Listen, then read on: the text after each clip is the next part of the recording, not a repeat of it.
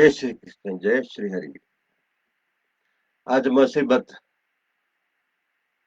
श्री हरिवंश पुराण को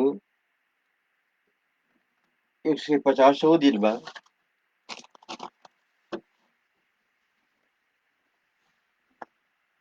नवतीसवो अध्याय को बाकी भागलाई मैं अगाडि बढाउँदै छु। कल तक हमने श्रवण किया था, प्रजानाथ उस बिल से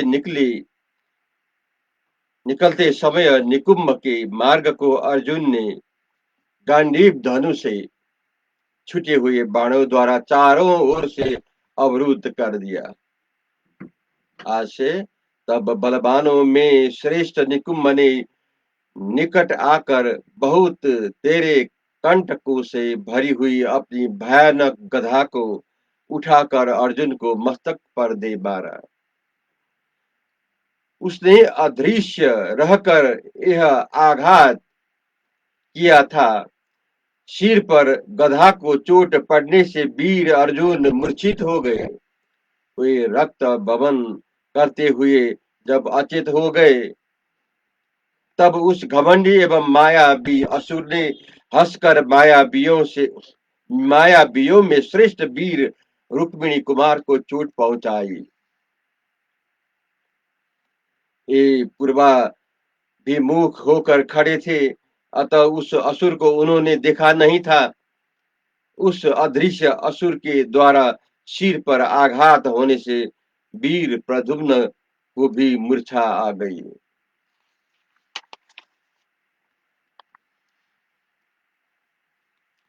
भारी आघात से पीड़ित हो अचेत पड़े हुए उन दोनों वीरों को देखकर भगवान श्री कृष्ण का क्रोध बहुत बढ़ गया और वे गद के बड़े भाई गोविंद कोमद की गधा उठाकर निकुंभ की ओर दौड़े। वो दोनों दुर्धर्ष वीर गर्जना करते हुए एक दूसरे पर टूट पड़े। ऐरावत पर बैठे हुए इंद्र समस्त देवताओं के साथ आकर उस समय देवताओं और असुरों के उस घोर महायुद्ध को देखने लगे। देवताओं को देखकर शत्रुओं का दमन करने वाले श्री कृष्ण ने उनके हित की कामना से विचित्र युद्धों द्वारा उस दानव को मार डालने की इच्छा की। युद्ध कला को विद महाबाहु श्री कृष्ण अपनी कौमोद की गधा का लालन करते हुए विचित्र मंडल पैंतरे दिखाते लगे। इसी प्रकार असुरों में से श्रेष्ठ निकुंभ भी अपनी बहुत से कंटकों वाली गधा को शिक्षा के अनुसार घुमाता हुआ पैंतरे दिखाने लगा। जैसे बासीता मैथुन की इच्छा वाली गाय को अपने बीच में पाकर दो सांड हंकते हुए आपस में लड़ते हैं, वैसे जैसे बासीता हाथिनी के लिए दो हाथी चिंगारते हुए परस्पर युद्ध करते हैं, तथा जैसे दो भेड़िए किसी मादा भेड़िया के लिए परस्पर जूझते हैं, उसी प्रकार वे श्री कृष्ण और निकुंभ क्रोध में भरकर एक दूसरे से भिड़ते हुए थे। वीर नरेश निकुंभ ने अत्यंत भयंकर सिंहनाद करके, जिसमें 8 घंटियां स्पष्ट दिखाई देती थी, ऐसी गदा के द्वारा भगवान गदाग्रज पर आघात किया। भरत नंदन भगवान श्री कृष्ण ने तत्काल ही अपनी विशाल गदा घुमाकर उस समय निकुंभ के मस्तक पर दे मारा। उस समय बुद्धिमान जगत गुरु भगवान श्री कृष्ण 2 घड़ी तक कौमोद की गधा को थामे हुए खड़े रहे। तत्पश्चात अपनी ही इच्छा से मूर्छित हो पृथ्वी पर गिर पड़े। नरदेव उस समय महात्मा वसुदेव नंदन श्री कृष्ण की वैसी अवस्था हो जाने पर तत्काल सारे जगत में हाहाकार मच गया। स्वयं देवेश्वर इंद्र ने अमृत मिश्रित आकाश गंगा के शीतल एवं सुगंधित जल से श्री कृष्ण का अभिषेक किया। निश्चय ही सुर श्रेष्ठ श्री कृष्ण ने अपनी इच्छा से ही ऐसा मूर्छा का अभिनय किया था। अन्यथा युद्ध में उन महात्मा श्री हरि को मूर्छित कर देने की शक्ति किसमें है। भारत सचेत होने पर शत्रुनाशन श्री कृष्ण ने चक्र उठाकर उस दुरात्मा से कहा, अरे अब हम इस चक्र की चोट सहन कर, अरे अब इस चक्र को चोट सहन कर।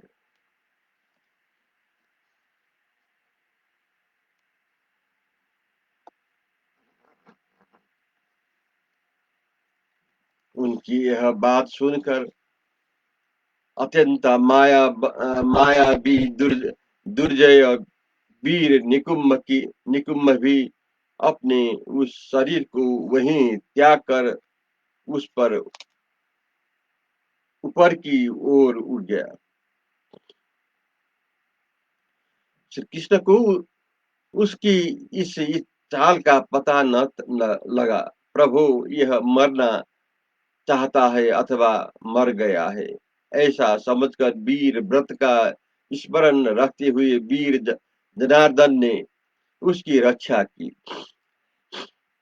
गिरे हुए उस दानव के शरीर पर अपना अस्त्र नहीं चलाया।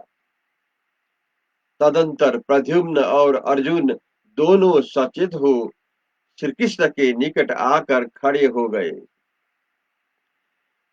उन दोनों ने निकुम्भ के वध का निश्चय कर लिया।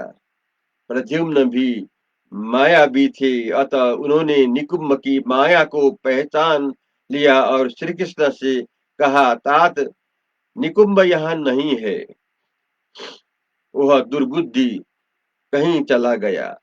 प्रद्युम्न के इतना कहते ही निकुम्भ का वह कलेवर अदृश्य हो गया। यह देख अर्जुन के साथ भगवान श्री कृष्ण जोर जोर से हंसने लगे। नरेश्वर, इतने में इतने ही में उन वीरों ने पृथ्वी पर आकाश में तथा सब और सहस्रों अच्युत 1 करोड़ निकुम्भ के शरीर देखे। शत्रुदमन नरेश, श्री कृष्ण, अर्जुन तथा रुक्मिणी कुमार वीर प्रद्युम्न के भी सहस्रों शरीर दिखाई दिए। वह अद्भुत सा दृश्य प्रकट हुआ। किन्हीं महान असुरों ने अर्जुन का धनुष ले लिया, किन्हीं ने उनके बड़े बड़े बाण छीन लिए, दूसरों ने उनके दोनों हाथ पकड़ लिए और अन्य असुरों ने उनके दोनों पैर। इस तरह वीर अर्जुन को पकड़कर वे सब आकाश में ले गए। फिर उन असुरों द्वारा पकड़े गए अर्जुन को करोड़ों रूप हो गए।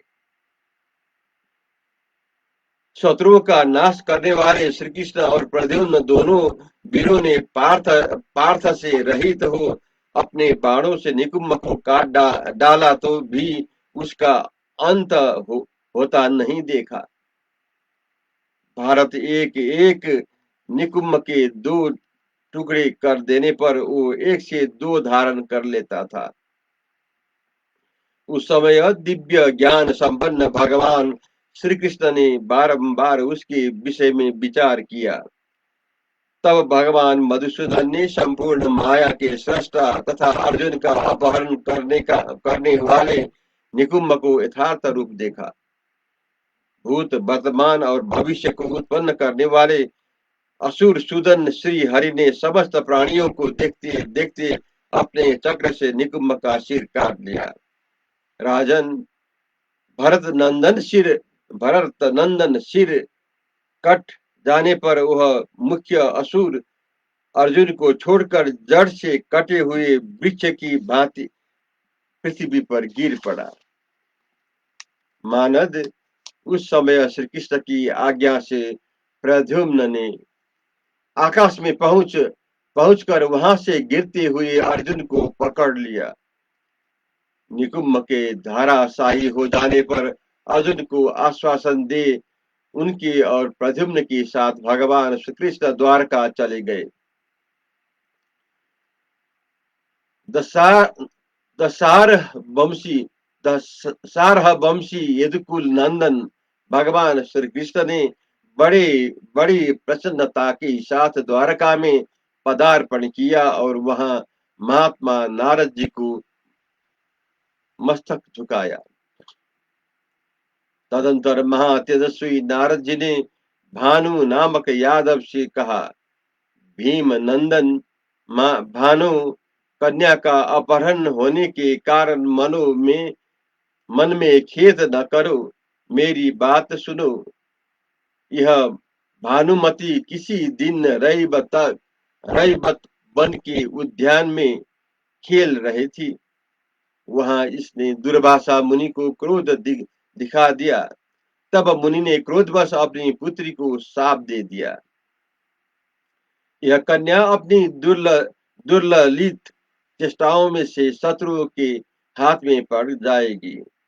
यह उस समय मैंने तथा दूसरे मुनियों ने आपकी इस पुत्री के लिए दुर्वासा को प्रसन्न किया और कहा, मुने, यह बाला ब्रह्मचर्य व्रत का पालन करने वाली कन्या है। इसने आपका कोई अपराध भी नहीं किया है, फिर अपने इसे कैसे शाप दे दिया। धर्मात्माओं से श्रेष्ठ धर्मज्ञ महर्षि इस कन्या पर अनुग्रह कीजिए। इसके लिए हम लोग यहाँ प्रार्थना करते हैं। भैमनंदन, हमारे ऐसा कहने पर दुर्वासा जी नीचे मुंह किए 2 घड़ी तक मौन रहे। फिर दयापूर्वक बोले, महर्षियों, मैंने जो बात कही है वह उसी तरह होगी, उसे कोई बदल नहीं सकता। यह शत्रु के हाथ में अवश्य पड़ेगी, इससे संशय नहीं है। परंतु यह भी निश्चय है कि यह दूषित नहीं होने पाएगी और धर्म के अनुसार पति को प्राप्त करेगी। इसके बहुत से पुत्र होंगे। यह बहुत धन से संपन्न और सौभाग्यवती होगी। इसके शरीर की गंध सदा सुगंधित होगी। यह पति समागम के पश्चात बारंबार कुमारी ही बनी रहेगी। इस कृषांगी कन्या को अपने अपहरण जनित घोर शोक का स्मरण नहीं हो रहेगा। वीर भानु, तुम मेरी बात मानकर भानुमति का सहदेव के साथ ब्याह कर दो, क्योंकि पांडु पुत्र सहदेव श्रद्धालु, शूरवीर और धर्मशील है। तदंतर नारद जी के वचनों को याद रखते हुए धर्मात्मा भानु ने अपनी कन्या भानुमति मांद्री कुमार सहदेव को दे दी। चक्रपाणी भगवान श्री कृष्ण ने सहदेव को बुलाया और उस समय विवाह कार्य संपन्न हो जाने पर उन्हें पत्नी सहित विदा कर दिया। फिर वे अपनी पुरी को चले गए। जो मनुष्य श्रद्धा पूर्वक भगवान श्री कृष्ण की इस विजय वार्ता को पढ़ेगा या सुनेगा, वह सभी कार्य में विजय प्राप्त करेगा। जय श्री कृष्ण। आज हम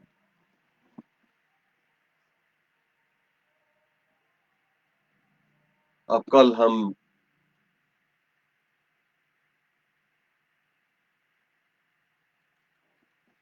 श्री कृष्ण, जय श्री कृष्ण।